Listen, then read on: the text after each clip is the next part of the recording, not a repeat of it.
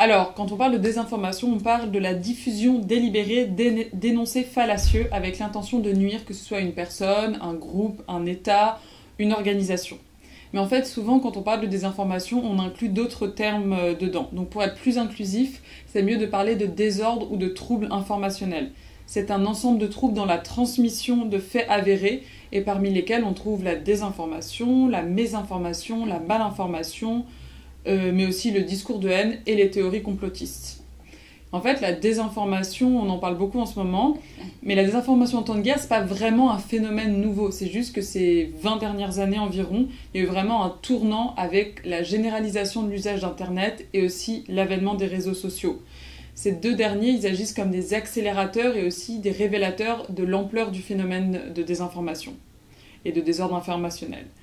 Et en fait, les périodes les plus propices à la désinformation, c'est les périodes de crise ou d'incertitude et aussi les périodes électorales. En fait, dans ce type de situation, il y a beaucoup de personnes qui ont un accès limité à l'information alors qu'elles en ont encore plus besoin. Ne serait-ce que pour savoir où se mettre en sécurité ou ce genre de choses. Et par conséquent, il y en a beaucoup qui se tournent vers des sources peu fiables parce qu'il vaut mieux avoir une explication, même si elle est erronée, que pas du tout. Alors, en 2022, l'organisation Reporters sans frontières a désigné le continent africain comme un laboratoire de la désinformation et de la propagande. Et en effet, c'est le continent qui est le plus touché par des campagnes de désinformation. Il y en a eu plus de 50 en 2022. Le contexte informationnel et médiatique africain il nous permet d'un peu mieux comprendre l'ampleur du phénomène de désordre informationnel sur le continent.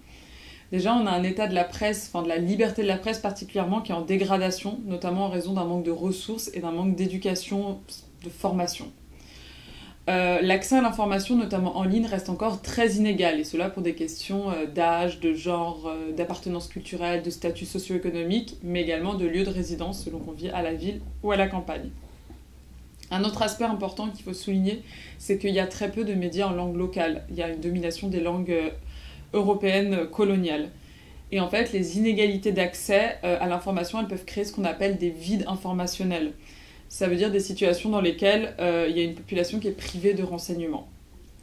Ensuite, on a eu un essor d'Internet et de l'accès donc à Internet et aux réseaux sociaux et aux plateformes de messagerie qui a été presque trop rapide et qui n'a pas été accompagné de régulation et d'éducation suffisante. Et en fait, ça va créer une situation qui est inverse en fait, au vide informationnel, c'est l'infodémie. C'est le trop-plein d'informations qui sont vraies ou fausses, mais ce qui peut mener en fait à la diffusion d'énoncés fallacieux. Ensuite, le continent africain, il a la particularité d'avoir été vraiment la cible de désinformation professionnalisée, que ce soit par des acteurs internes à l'État ou aussi externes, notamment des firmes, des cybertroupes internationales. Et comme il n'y avait pas assez de réponses, pas assez de régulation, notamment de la part des plateformes, les États africains, ils ont mis en place deux types de solutions, en fait, de réponses face à la désinformation et les discours de haine. Donc d'abord, au niveau digital, numérique, la première forme de solution, c'est tout ce qui est les blocages de contenu, la censure, empêcher que certaines plateformes diffusent, empêcher que certaines informations soient diffusées, ou alors des discours qu'on considère comme illégaux. Et ensuite, il y a une autre type de réponse, c'est au niveau législatif, légal. Il y a eu l'adoption massive de lois et de politiques pour régler la diffusion de fausses informations et de discours de haine. En fait, ces deux types de solutions, elles sont problématiques à bien des égards, mais notamment parce qu'elles peuvent être utilisées par des États autoritaires pour faire taire l'opposition.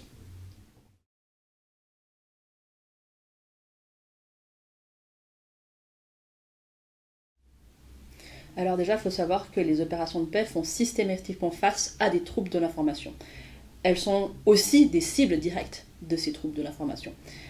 Ces désinformations impactent la perception des opérations de paix, donc celle des populations, mais aussi celle des États. Or, une perception négative des OP peut mener à une dégradation du consentement des États à la mission, qui est une condition sine qua non aux opérations de paix. Pas de consentement, pas de mission. Au-delà de ça, il y a aussi une mise en danger des casques bleus. En RDC, c'est des rumeurs de collusion entre les casques bleus de l'ONU et les groupes armés du M23 qui ont mené en 2022 à des très violentes émeutes dans la zone du Kivu et qui a causé la mort de 3 casques bleus, qui a fait 120 blessés et qui a mené au pillage de la base de la MONUSCO à Goma. Et ça a restreint le champ d'action aussi des opérations de paix, pas seulement sur le plan symbolique, mais aussi de manière très tangible. Quand il y a des rumeurs sur les collusions des casques bleus avec des groupes armés, quand il y a des rumeurs sur l'inaction des casques bleus, ça réduit considérablement la confiance qu'ont les populations vis-à-vis des troupes de l'ONU. Et ça fait qu'elles peuvent parfois cacher des informations ou alors ne pas informer les casques bleus des dangers auxquels elles font face. Et ça nuit donc assez gravement à la faculté des casques bleus de remplir une de leurs missions clés, qui est la mission de la protection des civils.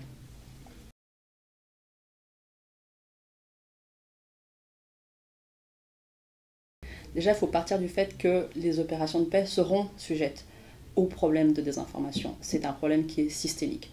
Les troubles informationnels impactent sur tous les niveaux de la société, des États hôtes, et les solutions sont multiples, tant dans la réponse que dans la prévention de la désinformation.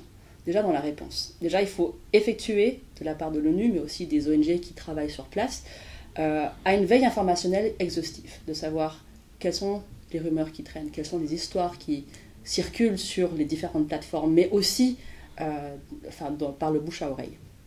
Il faut, pour l'ONU, pour les ONG, pour les différents acteurs de la coopération, coopérer avec les acteurs et les actrices locales pour que les rumeurs remontent vite. Qui sont ces acteurs? Journalistes locaux, instances gouvernementales lorsque c'est possible, ONG locales. Il faut aussi communiquer de manière stratégique pour dissiper les rumeurs, en langue locale, mais aussi de manière adaptée au public. Entre des étudiants et des étudiantes en milieu urbain, ce ne sera pas la même communication qu'avec des ouvriers ou alors avec des agriculteurs et des agricultrices. Il faut aussi prévenir, donc le but c'est empêcher, ralentir la diffusion de messages fallacieux sur tous les canaux de diffusion et rendre les sociétés locales, en fin de compte, résilientes à la désinformation. Pour ça, il faut équiper la presse locale et la rendre apte à contrer la désinformation, à travers des formations à la vérification de faits, par exemple, mais aussi à travers un soutien de la presse locale. Parce que l'excellence journalistique passe par l'indépendance financière des médias. Il faut aussi responsabiliser les réseaux sociaux. Pendant beaucoup trop longtemps, les plateformes de type Meta, qui ont Facebook, WhatsApp, Instagram, ou les plateformes telles que Twitter, X maintenant, ont été pas suffisamment responsabilités, elles se sont un peu dédouanées de leur responsabilité dans la désinformation qui circulait sur leur site. Il faudrait, pour l'ONU, pour les gouvernements, faire pression sur ces entreprises pour en faire des partenaires de lutte contre la désinformation, de les responsabiliser dans la lutte contre la désinformation. Pour ça, ils pourraient, par exemple, engager des modérateurs et des modératrices qui parlent les langues locales et qui sont au fait des cultures locales.